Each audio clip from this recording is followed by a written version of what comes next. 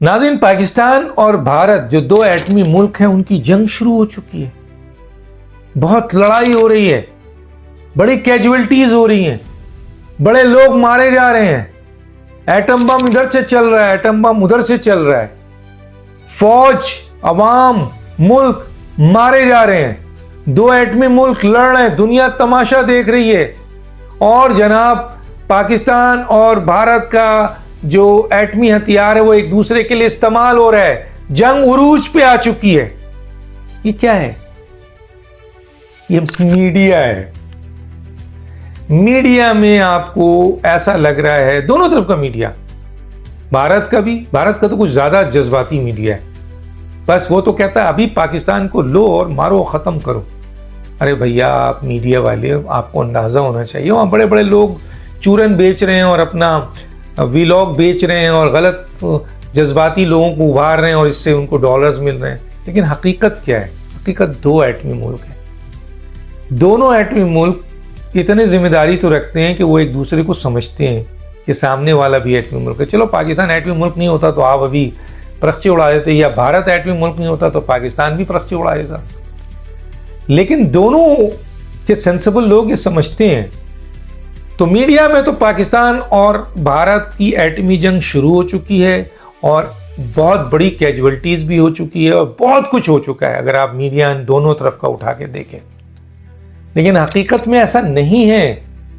حقیقت میں پاکستان اور بھارت کے درمیان جو بھی صورتحال ہے اس وقت، یقیناً فالس فلیگ آپریشن بھارت نے بہت کیے ہیں. چاہے پلوامہ ہو، پہلگام ہو، پٹھان کوٹ ہو، بمبئی حملہ ہو، بہت سارے الزامات لگائے لیکن کوئی ثبوت نہیں پیش کر سکا. اور ایک جنگ کا ماحول اس نے ضرور کریٹ کیا کہ اب پاکستان پہ حملہ کرنا ہے، بلکہ کچھ ایڈونچرز بھی کیے لیکن وہ بھی ناکام ہوا. وہ الگ بات ہے کہ ان کا میڈیا جو بہت بڑی دنیا میں پھیلا ہوا ہے، فالس فلیگ آپریشن کو اس طرح اسٹیبلش کرتا ہے کہ پاکستان بدنام ہوتا ہے. میڈیا ان کا بہت اسٹرانگ ہے، پاکستان کا میڈیا بہت کمزور ہے اس معاملے میں. جو حقیقت ہے وہ حقیقت ہے. اب جو ریسنٹلی ایک بیان آ گیا، بھارت نے اس کو بھی پکڑ لیا اور وہ وزیر دفاع کا محکمہ یعنی فوج اس کے انڈر میں آتی ہے. تو وزیر دفاع کی اہمیت بہت ہوتی ہے. اگر وزیر دفاع چاہے بھارت کا ہو یا پاکستان کا ہو، اگر وہ غیر ذمہ دارانہ بیان دے گا اور ایسا بیان دے گا کہ مخالف ملک، دشمن، مختلف ایجنسیز، دنیا، عالمی دنیا، مہذب دنیا اس اسٹیٹمنٹ کو اگر پکڑ لے تو یقیناً اس سے اس ملک کا امیج ڈیمیج ہوتا ہے. خواجہ آصف نے شاید اسکائی آپ کے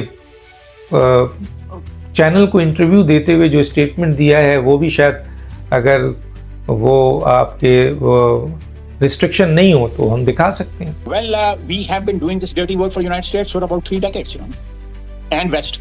تو پھر اس صورتحال میں انہوں نے جو اسٹیٹمنٹ دی وہ اسٹیٹمنٹ پکڑی گئی.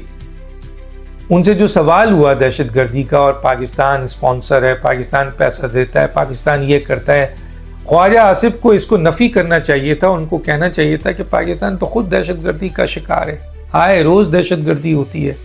ہمارے اوپر تو بڑی بڑی ایجنسیاں دیکھیں نا، D G I S P R نے آپ کے پریس کانفرنس کی اور ثبوتوں کے ساتھ آئے کہ کس طرح رو، Bharat, B L A, B R A Balochistan میں ٹی ٹی پی کے ذریعے کے پی کے میں دہشت گردی کر رہا ہے، پروف کے ساتھ آئے نا. تو اسی طریقے سے ہمیں تو یہ کہنا چاہیے، انٹرویو دینے کا بہت شوق ہے وزیر دفاع کو. وزیر دفاع کو یہ پتہ نہیں ہے کہ وہ ایک ایسے عہدے پہ ہیں جو بہت ذمہ دار عہدہ ہے، یعنی فوج کے اوپر کا عہدہ ہے. آپ اسکائی چینل کو انٹرویو دیتے ہوئے ایکسیپٹ کرتے ہیں تو اس کے بعد اقوام متحدہ میں ان کے بھارت کو موقع مل گیا. انہوں نے کہا کہ دیکھیں جی، ملک کا وزیر دفاع یہ ایکسیپٹ کر رہا ہے کہ وہ دہشت گردی کرتے رہے. یہ چھوڑ دیں کہ وہ کس کے لیے کرتے رہے، امریکہ کے لیے کرتے ہیں، یورپ کے لیے کرتے ہیں، کس کے لیے کرتے رہے، یہ سیکنڈ بات ہے. آپ اگر کسی کے لیے بھی دہشت گردی کرتے ہیں، سوال یہ اٹھے گا کہ کیا آپ امریکہ کے دباؤ میں دہشت گردی کریں گے؟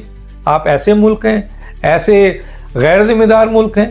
تو بہت بڑا اسٹیٹمنٹ، بہت غلط اسٹیٹمنٹ پاکستان میں ہر لیول پر اس کو کنڈیم کیا جا رہا ہے اور ڈیمانڈ کیا جا رہا ہے کہ خود خواجہ آصف صاحب استعفیٰ دے دیں، نہیں تو وزیر اعظم ہٹائیں، کیونکہ یہ بہت بڑا اسٹیٹمنٹ ہے. یہ ہر جگہ پاکستان کو بدنام کرے گا اور پاکستان کا نام اور اس کی شناخت، اس کی پوزیشن کی امیج کو ڈیمیج کیا ہے اس نے۔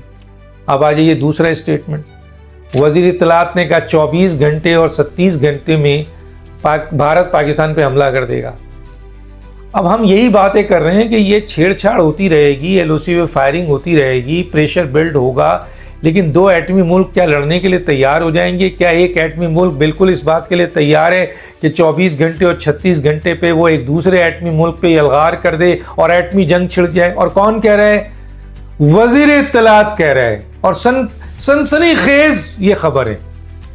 اب سنسنی خیز خبر میں پاکستان جو آلریڈی معاشی دباؤ کا شکار ہے، جہاں سرمایہ کاری ایک بہت بڑا سوال ہے، اسی دہشت گردی کی وجہ سے بہت سے سرمایہ کاری نہیں ہو رہی ہے، لوگ اپنی انویسٹمنٹ نہیں کر رہے، لوگ پریشان ہیں، معاشی دباؤ ہے، اس میں وزیر اطلاعات کا یہ بیان کہ 24 اور 36 گھنٹے کے اندر پاکستان پہ حملہ ہو جائے گا، اور ظاہر ہے کہ حملہ کوئی معمولی تو نہیں ہے، دو ایٹمی قوت کے درمیان مقابلہ ہوگا، پھر اور بڑی کیجولٹیز ہوگی، تو کیا اس کے بعد معیشت آگے بڑھے گی؟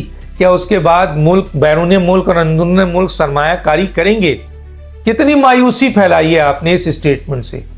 اور اگر یہ نہیں ہوا، 15 گھنٹے 20 گھنٹے تو گزر گئے، مزید 15-20 گھنٹے میں اگر یہ نہیں ہوا تو وزیر اطلاعات موصوف صاحب، آپ کا یہ بیان کتنا غیر ذمہ دارانہ ہوگا، جس سے پاکستان کو نقصان پہنچا، کیونکہ بھارت نے تو کوئی ایکٹیویٹیز کی نہیں، کوئی حملہ نہیں کیا، لیکن پاکستان کے اندر اس بیان سے لوگوں میں بے چینی پھیلی، سرمایہ کار اور انویسٹر جو ہیں انہوں نے ہاتھ کھینچ لیا، اور جو لوگ آگے بڑھ رہے تھے وہ رک گئے اپنی جگہ۔ تو یہ اتنا بڑا غیر ذمہ داران بیان کوئی پوچھنے والا نہیں ہے۔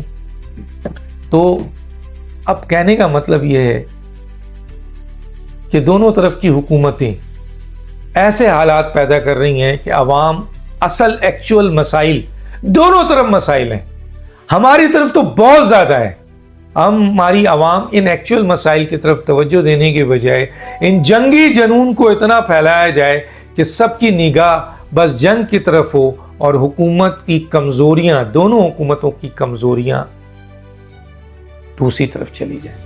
تو دانش کو یاد دیجیے، اللہ حافظ۔